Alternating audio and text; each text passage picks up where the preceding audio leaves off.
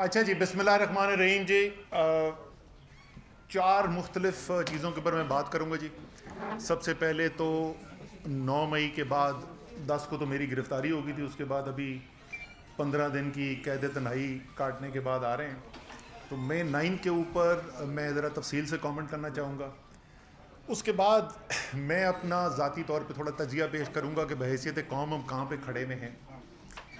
मेरे ख़्याल में तीसरी चीज़ मैं ये बात करूँगा कि मेरे ख़्याल में क्या करने की ज़रूरत है पाकिस्तान को इस बहरान से निकालने के लिए, और आखिरी जो है वो मेरा लाएमल आगे क्या है, वो मैं ये चार चीज़ें आपके साथ कवर करूँगा। सबसे पहले तो जी 9 मई को शुरू करते हैं। 9 मई के दिन जो वाक़यात हुए उसकी मज़म्मत जो है वो तकरीबन तमाम लोग कर चुके हैं, लेकिन मैं ज़रा सा तफसील में जान चाहता हूँ कि क्यों वो वाक़यात जो थे 9 मई के जो वाक़यात थे वो क्यों मुल्क के लिए ख़तरनाक थे। जो उस दिन हुआ, लोगों की जानें गईं, ज़ख्मी हुए लोग, इमलाक तबाह बर्बाद हुई, सरकारी भी और निजी भी। लेकिन शायद सबसे ज़्यादा जो उस दिन ख़तरनाक बात हुई कि ऐसी तनसीबात जिनका फ़ौज से ताल्लुक़ था उनके ऊपर हमले किए गए। फ़ौज का पाकिस्तान के अंदर क्या उसकी अहमियत है, मेरे ख़्याल में इसका सबसे अच्छा तज़िया इमरान ख़ान साहब ने पेश किया। और ख़ान साहब ने जैसे, और एक दफ़ा नहीं एक से ज़्यादा दफ़ा वो कह चुके हैं ये बात कि मुस्लिम ममालिक की तरफ अगर आप नज़र दौड़ाएँ पिछले 15-20 साल के अंदर तो आप देखेंगे कि किस तरीके से तबाही देखी गई है मुस्लिम दुनिया के अंदर। और ख़ान साहब ने एक से ज़्यादा दफ़ा कहा है कि अगर वो ना पाकिस्तान में एक डिसिप्लिन्ड और ताकतवर फ़ौज होती तो शायद हमें भी वैसे ही हालात देखने को मिलते जैसे शाम के नज़र आए, जैसे इराक़ के नज़र आए। इसी के साथ साथ ख़ान साहब ने यह भी कहा कि मुझसे ज़्यादा पाकिस्तान को मेरे फ़ौज की ज़रूरत है। बहैसियत वज़ीर आज़म कहा था यही कन्वेंशन सेक्टर में। तो एक ख़ास फ़ौज की अहमियत है पाकिस्तान के अंदर, और ज़ाहिर है फ़ौज की ताकत जो है सिर्फ़ उसकी बंदूकों से नहीं होती। फ़ौज की ताकत जो है वो जब कौम पीछे खड़ी होती है तो फ़ौज की ताकत बनती है। और उस दिन जो मनाज़र देखने को मिले वो न सिर्फ काबिल मज़म्मत है बट एक बहुत बड़ा लम्हे फ़िक्रिया है पाकिस्तान के लिए कि क्यों ऐसी सूरत हाल पैदा हुई। और ज़ाहिर है उससे जो पैगाम गया मुल्क के बाहर वो भी इंतहाई तशवीशनाक पैगाम है। तो पहले भी इसकी बात की जा चुकी है। मेरे ख़्याल में एक शफ़ाफ़ तहकीकात होनी चाहिए जिसके ऊपर कौम को एतमाद भी हो कि जो तहकीकात की जा रही हैं वाकई में जो ज़िम्मेदारान हैं, जो मुलव्विस थे इसके अंदर, उनके ऊपर भरपूर तरीके से एक्शन होना चाहिए। लेकिन साथ साथ ये भी होना चाहिए कि जो बेगुनाह हैं, क्योंकि इस वक्त हज़ारों लोग जो हैं वो जितनी मेरे पास नॉलेज है, मैं तो जैसे मैंने कहा मैं 15 दिन की कैद तन्हाई से आ रहा हूँ, लेकिन जो मैंने सुना है इस वक्त हज़ारों कारकुन जो है वो लोग ज़ेर हिरासत हैं। और ज़ाहिर है उनमें से एक बहुत बड़ी तादाद ऐसे लोगों की है, शायद तकरीबन तमाम लोग ऐसे होंगे, बहुत कम ऐसे होंगे जो मुलव्विस हों, और ज़्यादातर ऐसे लोग हैं जो बेगुनाह हैं। तो उनको छोड़ना भी जो है, और जल्द से जल्द छोड़ना जो है वो बहुत ज़रूरी है। लेकिन ये तहकीकात होना, जो मुलव्विस था उसको सज़ा देना, ये इंतहाई ज़रूरी है मेरे लिए ज़ाती तौर पे। इसलिए भी वो उस दिन के मनाज़र ज़रा ज़्यादा क्या कहना चाहिए तशवीशनाक थे, या दिल को मेरे ज़्यादा लगे, क्योंकि ये मैं पहले भी बात कर चुका हूँ। भाई आप मुझसे आज कोई ऐसी बात नहीं सुनेंगे जो आप पहले नहीं सुन चुके हैं, सिवाय मेरे ख्याल में आखिर में थोड़ी सी मैं बात करूँगा। बाकी मेरा तज़िया जो है वो कोई भी ऐसी चीज़ नहीं है जो आप पहले नहीं सुन चुके। मुझे याद है मैंने 2017 में नेशनल असम्बली के अंदर, कौमी असम्बली में खड़े होकर तकरीर की थी जिसमें मैंने 10 नाम लिए थे, और मैंने कहा ये नाम कौन है, आपने शायद सुने में ना हो। और वो 10 लोगों के नाम थे, 10 शहीदों के नाम थे जो उससे पिछले चंद हफ्तों के अंदर शहीद हुए थे। और जैसा मैंने उस दिन कहा था और आज फिर कह रहा हूँ, आपका और मेरा दिफा करते हुए, तो फ़ौज जो है वो सिर्फ उन 2-3 बड़े जर्नैलों का नाम नहीं होता جن کے نام ٹیلی ویژن کے ٹاک شوز کے اندر لیے جاتے ہیں یا جن کی پریس کانفرنسز کے اندر بات کی جاتی ہے. فوج لاکھوں لوگوں پر مشتمل ہے جو اپنی زندگی داؤ پہ لگاتے ہیں اپنے ملک کی حفاظت کے لیے, آپ کی اور میری حفاظت کے لیے.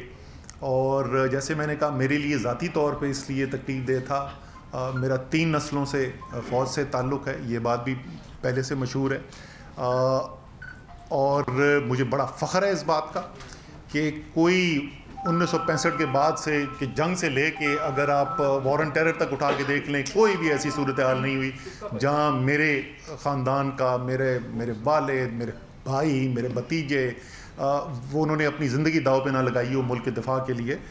سو اس لیے جو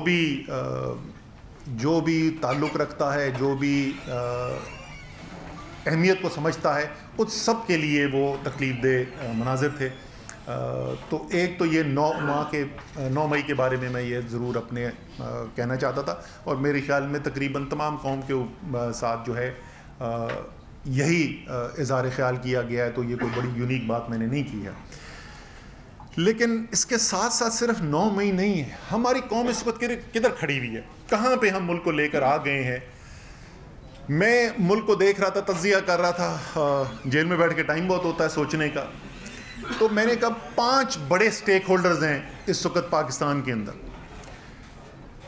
پاکستان کی عدلیہ, اعلیٰ عدلیہ میں تقسیم ہوا ہے, سارا پاکستان دیکھ رہا ہے کہ عدلیہ تقسیم ہے, عدلیہ فیصلے کرتی ہے, عمل درآمد نہیں ہوتا. ایک عجیب و غریب صورتحال ہے کہ وہ عدلیہ جس کے بغیر آپ کی آئینی طرز حکومت ممکن نہیں ہے, جس کے بغیر جمہوریت ممکن نہیں ہے, اس عدلیہ کے آپس میں اختلافات پیدا ہوئے میں اور اس کے فیصلے جو ہیں زمین پہ امپلیمنٹ نہیں ہو رہے. یہ کتنی خطرناک صورتحال ہے ملک کے لیے. دوسرا اہم سٹیک ہولڈر پاکستان کی فوج, ابھی میں تفصیل سے بات کر چکا ہوں مئی 9 کو کیا ہوا اور کیا وہاں پہ صورتحال پیدا ہوئی بھی ہے. تیسرا بڑا سٹیک ہولڈر پاکستان تحریک انصاف. میری ذاتی رائے کے اندر پاکستان کی سب سے بڑی سیاسی پارٹی, واحد قومی پارٹی, ہزاروں ورکر جو ہیں اس وقت جیل میں پڑے ہوئے ہیں, بیشتر قیادت جو ہے وہ جیل کے اندر ہے. سو سب سے بڑی تحریک جو سیاسی پارٹی ہے اس کے یہ حالات ہیں. پی ڈی ایم ہمارے سیاسی حریف ہیں اور بڑی شدید ہماری آپس میں مخالفت ہے, لیکن ایک سیاسی حقیقت ہے. میرے خیال میں آج یہ میرا ذاتی تجزیہ یہ ہے کہ اگر آج الیکشن کرا دیا جائے تو آج وفاق میں, پنجاب میں اور خیبر پختونخوا میں تحریک انصاف کی حکومت بنے گی, اور سندھ اور بلوچستان کے اندر پی ڈی ایم کی حکومت بنے گی یا پی ڈی ایم کی جماعتوں کی حکومت بنے گی, اور وفاق کے اندر بھی ٹھیک ٹھاک تگڑی اپوزیشن بنے گی. ہو سکتا ہے کہ ان کی رائے اس سے مختلف ہو, لیکن میری رائے میں تو وہ بھی ایک, یہ جو ایک اتنی بڑی سیاسی حقیقت ہے, ان کی سیاست جو ہے وہ پچھلے 13 مہینے میں اس کا بیڑا غرق ہو گیا اور وہ کمزور ہو گئی. جب پاکستان میں سیاسی پارٹیاں کمزور ہوتی ہیں تو اس سے پاکستان کی جمہوریت صرف نہیں, پاکستان کا ملک کمزور ہوتا ہے. تو یہ چوتھا سٹیک ہولڈر ہے. لیکن ان چاروں سٹیک ہولڈر سے زیادہ اہم سٹیک ہولڈر ایک 5واں سٹیک ہولڈر ہے, اور وہ ہے پاکستان کی عوام. وہ 25 کروڑ پاکستانی. اس 25 کروڑ پاکستانی کے ساتھ پچھلے 13 مہینے کے اندر کیا ہوا ہے, اس 13 مہینے کے اندر پاکستان کی تاریخ کی بدترین مہنگائی کا اس کو سامنا کرنا پڑا ہے. خوفناک حد تک بڑھتی ہوئی بے روزگاری دیکھنے کو مل رہی ہے. ایسی معیشت کے حالات کبھی پاکستان نے دیکھے ہی نہیں جیسے اس وقت صورتحال پاکستان کے اندر پیدا ہوئی ہے. تو ایک عام پاکستانی کی زندگی جو ہے وہ مشکل ہوئی ہے اس وقت, تکلیف میں اس وقت ایک عام پاکستانی. تو کرنا کیا ہے؟ اگر سارے سٹیک ہولڈرز ہیں, یا تو کسی کا فائدہ ہو رہا ہو نا, کسی کے تو حالات اچھے نظر آ رہے ہوں, سارے سٹیک ہولڈرز کے لیے اگر خرابی نظر آ رہی ہے تو اس کا مطلب جو 13 مہینے سے ہو رہا ہے وہ ملک کے لیے ٹھیک نہیں ہے. اس کا مطلب کچھ مختلف ہونے کی ضرورت ہے. اور میرے خیال میں اس میں سب کی ذمہ داری بنتی ہے کہ اس کے اندر سب اس صورتحال کو, میں نے بار بار کہا ہے, کئی مہینوں سے میں کہہ رہا ہوں, میں یقین رکھتا ہوں, بدقسمتی سے میں یقین رکھتا ہوں کہ میں ٹھیک کہہ رہا ہوں کہ 1971 میں بنگلہ دیش بننے کے بعد سے پاکستان کے لیے اتنے خطرناک حالات پیدا نہیں ہوئے جیسے آج پاکستان کے حالات ہیں. سیاسی طور پر آپ انتشار دیکھ لیں, آئینی بحران دیکھ لیں, معیشت کا بحران دیکھ لیں, ہر طریقے سے اس وقت پاکستان ایک انتہائی خطرناک صورتحال کے اندر ہے. اور جیسے میں نے کہا, کوئی بھی اچھے صورتحال کے اندر نہیں نظر آ رہا, سب کے لیے خرابی نظر آ رہی ہے. تو کرنا کیا؟ یہ ذمہ داری جو ہے، یہ بات بھی جو میں کہہ رہا ہوں، یہ میں بار بار بار بار دہراتا رہا ہوں، یہ سیاسی لیڈرشپ کی ذمہ داری ہے کہ انہوں نے ملک کو ادھر سے نکالنا ہے۔ اچھی چیز کیا ہوئی؟ اچھی چیز کیا ہو رہی ہے؟ ریاست کیا کہہ رہی ہے اس وقت؟ چیف جسٹس صاحب ایک دفعہ نہیں، بار بار پچھلے 2 مہینے سے کہہ چکے ہیں، بار بار انہوں نے اس بات کو دہرایا، پچھلے ہفتے پھر اس بات کو دہرایا کہ سیاسی مسائل کا حل ایک ڈائیلاگ کے ذریعے، ایک پولیٹیکل ڈائیلاگ کے ذریعے کیا جائے، اور وہ پولیٹیکل ڈائیلاگ بیٹھ کے آپس میں کمپرومائز کر کے، ریکنسیلیشن کر کے کوئی راستہ نکالیں، جو سیاستدانوں کا کام ہوتا ہے۔ اور ظاہر ہے اس میں تمام سیاسی پارٹیاں بشمول تحریک انصاف کی ذمہ داری بنتی ہے کہ وہ اس ذمہ داری کو پورا کریں۔ فوج دوسرا ریاست کا اہم ستون، کور کمانڈر کانفرنس کے اندر یہ کہا گیا کہ سیاسی مسائل کا حل جو ہے وہ سیاسی ڈائیلاگ کے ذریعے کیا جائے۔ قومی سلامتی کمیٹی کے اجلاس کے اندر اعلامیہ کے اندر لکھا گیا کہ سیاسی ڈائیلاگ کے ذریعے کیا جائے۔ پاکستان کے دوست ممالک جو ہیں، جو پاکستان کا خیر چاہتے ہیں، وہ سب کہہ رہے ہیں کہ سیاسی ڈائیلاگ کے ذریعے ہونا چاہیے۔ سب کو فکر ہے، اس وقت باہر پاکستان کے دوستوں کو فکر ہے کہ پاکستان کے اندر کیا ہو رہا ہے، پاکستان کے حالات کو دیکھ کر۔ تو اس لیے میرے خیال میں جب ریاست کے اہم ترین ستون جو ہیں سب کے سب وہ بھی اس بات کو سپورٹ کرتے ہوں، آپ کے دوست ممالک بھی اس کی بات کر رہے ہوں، اس کو سپورٹ کرتے ہوں، پاکستان کا پرائیویٹ سیکٹر جس کو نظر آ رہا ہے کہ کیسے معیشت کی تباہی ہو رہی ہے وہ اس بات کو سپورٹ کرتا ہے، تو وقت ہے کہ ہمیں اس کے اوپر ٹائم ضائع کیے بغیر فوری طور پر بیٹھ کے پولیٹیکل ڈائیلاگ کے ذریعے کوئی حل نکالا جائے اس کا۔ آخری حصہ جو میں جس کا کہنے والا تھا وہ یہ ہے کہ جو صورتحال پیدا ہو گئی، جس کا میں نے بھی آپ سے تفصیل سے ذکر کیا پہلے، 9 مئی کے بعد خاص طور پر اس وقت میرے لیے یہ ذاتی طور پر ممکن نہیں ہے کہ ان حالات کے اندر قیادت کی جو ذمہ داریاں ہوتی ہیں وہ میں نبھا سکوں، وہ میرے لیے ممکن نہیں ہے۔ اس لیے میں سیکرٹری جنرل تحریک انصاف کی جو ذمہ داری ہے اور کور کمیٹی کی ممبرشپ، اس سے میں مستعفی ہوں گا۔ جو میرے خیالات ہیں، ایک یہ وجہ بھی ہے کہ میں کھل کر بات کرنا چاہتا ہوں کہ کیا کرنے کی ضرورت ہے۔ میرے خیال میں اس وقت سب کو ہمیں کھل کر بات کرنی چاہیے، اور ظاہر ہے کہ جب آپ ایک اہم ترین عہدے کے اوپر بیٹھے ہوئے ہیں تو پھر یہ بنتا نہیں ہے کہ آپ اپنی کوئی انفرادی رائے جو ہے وہ الگ سے وہ دیں۔ تو اس لیے ان عہدوں سے میں مستعفی ہو رہا ہوں۔ باقی 17 مہینے گزرے ہیں، میں سیکرٹری جنرل کی ذمہ داری میں نے نبھائی ہے، جس میں 13 مہینے سے زیادہ جو ہے وہ شاید تحریک انصاف کا مشکل ترین وقت تھا، اور میں دل سے شکریہ ادا کرنا چاہتا ہوں اور خراج تحسین پیش کرنا چاہتا ہوں تحریک انصاف کے ورکرز کو، لیڈرز کو، ٹکٹ ہولڈرز کو، جس طریقے سے میں نے ان کو محنت کرتے دیکھا ہے، جس دلیری سے، جس حب الوطنی سے میں نے ان کو کام کرتے دیکھا ہے۔ میں بحیثیت جو میری ذمہ داری تھی سیکرٹری جنرل، میں ان سب کا، جیسے میں نے کہا، میں دل سے شکریہ بھی ادا کرنا چاہتا ہوں، اور میں خراج تحسین بھی پیش کرنا چاہتا ہوں۔ میرے خیال میں یہ ورکر جو ہیں، تحریک انصاف کے کارکنان جو ہیں، یہ محب وطن پاکستانی جو ہیں، یہ پاکستان کا ایک بہت بڑا اثاثہ ہیں۔ اور ایک دفعہ پھر آخر میں یہ مطالبہ کروں گا کہ ان میں سے بہت سارے اس وقت بے گناہ لوگ جنہوں نے کوئی غلط کام نہیں کیا ہے، اس وقت اسیر ہیں، اور ان کو فی الفور ان کی رہائی ہونی چاہیے۔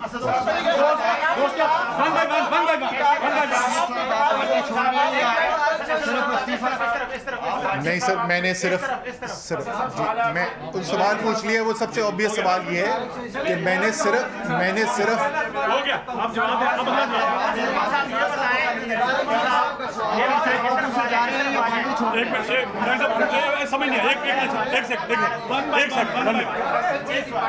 میں ایک سوال پوچھا، اس کے سوال ہو گئے، جواب دینے دے، سوال ہو گیا، جواب دینے دے، یہ کیا سوال بولیں۔ اسد صاحب میں آپ سے سوال یہ ہے، اسد صاحب آپ کی مہربانی، یار ایک میں بات سن لو یار، اسد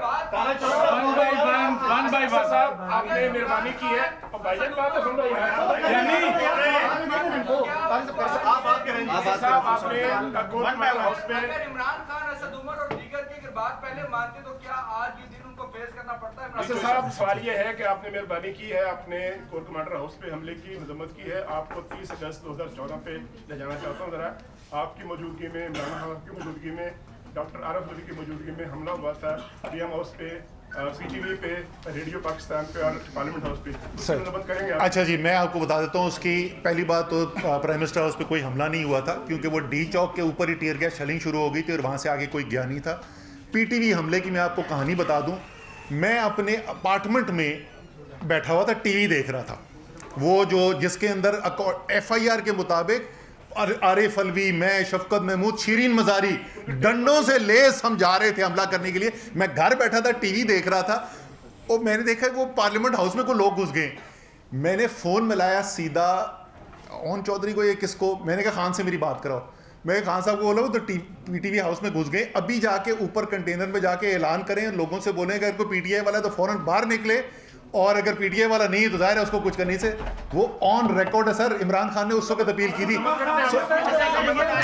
जिसने पार्लियामेंट के जिसने पार्लियामेंट पे वो सॉरी PTV पे हमला किया था, बिल्कुल उसकी मजम्मत करते, हमारे से कोई ताल्लुक नहीं था। अच्छा जी, ये इन्होंने यार एक सवाल पूछा था, इसका जवाब दे बता दूं सर, मैंने ओहदों से इस्तीफा दिया है। हकीकी आजादी की जंग थी, वो जंग जो है आम आदमी आपका कारकुन तो लड़ रहा था, जो जर्नैल थे वो तो बीच रास्ते में जो है उसको खैराबाद कह रहे हैं, तो हकीकी आजादी की जंग खत्म हो गई है। कौन से मैंने जर्नैल की बात करें? आप जनरल थे ना? हम तो इधर ही हैं भाईजान, हम तो इधर ही हैं भाईजान। आप पाकिस्तान तहरीक इंसाफ का हिस्सा है अभी तक या ओहदों से छोड़ा है? और दूसरा, जिस तरह आपने आज ग्रेसफुली अपने ओहदों से इस्तीफे दिए हैं, कई लोग इधर आकर उन्होंने बहुत सारे इल्जामात भी लगाए और कई लोग तो बहती आंसुओं के साथ छोड़ के गए हैं और कोई क्वेश्चन भी नहीं लेंगे। आप क्या कहेंगे पार्टी छोड़ते वक्त? बाकी भी वर्करों ने छोड़नी है, प्रेशर इतना ज्यादा है? सर पहली बात तो मैं बता दूं कि मेरे ऊपर कोई दबाव नहीं, मेरे ऊपर कोई दबाव नहीं था। जो मैंने आपको फैसला किया है ये मेरा अपना फैसला है। पार्टी मैंने आपको बता दिया, ओहदे से अगर मैंने पार्टी छोड़ी तो मैं पार्टी छोड़ने का बोलता, मैंने ओहदे से इस्तीफा दिया है जी।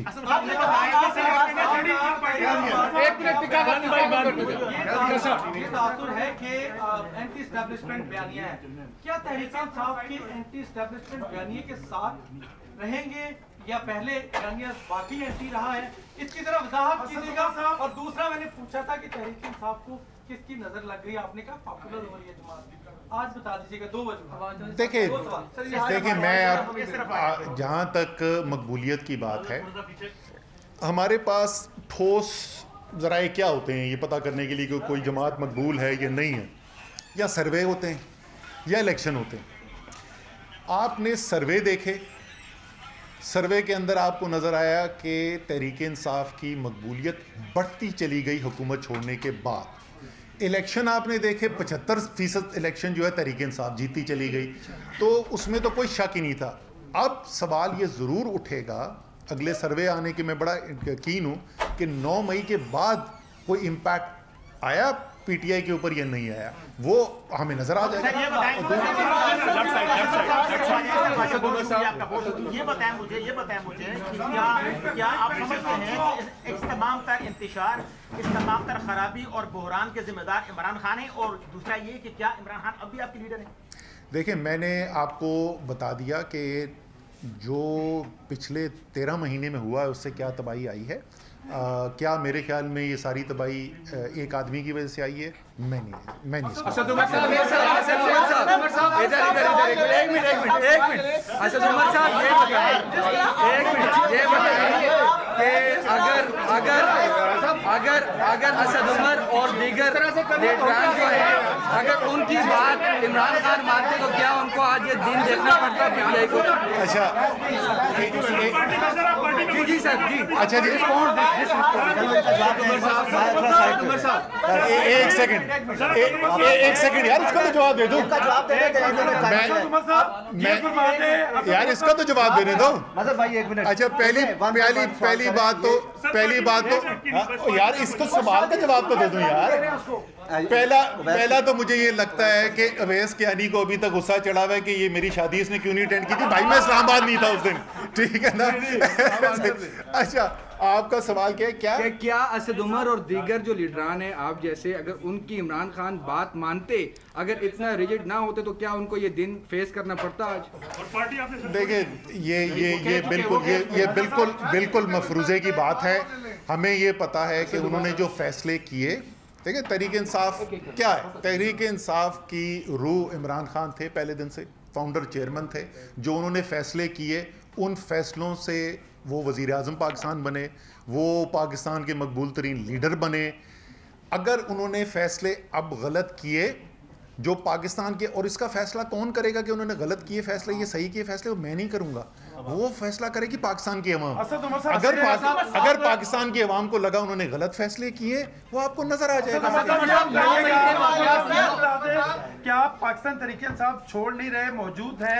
سر میں 3 دفعہ تو اس کا جواب دے چکا ہوں نا. فواد چودھری ہوں, شیریں مزاری ہوں یا دیگر لوگ جو پارٹی چھوڑ کے گئے ہیں, آپ ان کو واپس لانے کے لیے کام کریں گے یا نہیں کریں گے؟ نہیں, دیکھیں یہ ان کی اپنی ذاتی فیصلہ ہے. انہوں نے جو فیصلہ کیا اس کی وجوہات ہوں گی. میرے کولیگ رہے ہوئے ہیں, میرے ساتھی رہے ہوئے ہیں, ہم ان کی پہلے بھی عزت کرتے تھے, ہم ابھی بھی عزت کرتے ہیں, تو یہ ان کا فیصلہ ہے. اگر وہ میرا آپ سے سوال ہے, میرا آپ سے سوال ہے, اسد عمر صاحب میرا آپ سے سوال یہ ہے کہ 9 مئی کے واقعات, اسد عمر صاحب میرا آپ سے سوال ہے کہ 9 مئی کے واقعات جو ہے جو پی ٹی آئی کا مطالبہ تھا انتخابات کرانے کا وہ قائم رہے گا, اور کیا یہ 9 مئی کے واقعات انتخابات میں پی ٹی آئی کو ڈینٹ ڈال سکتے ہیں؟ دیکھیں مطالبہ تو ظاہر ہے پی ٹی آئی کا قائم رہے گا. وہ پاکستان کا آئین, وہ پی ٹی آئی کا مطالبہ نہیں ہے, وہ پاکستان کا آئین ہے.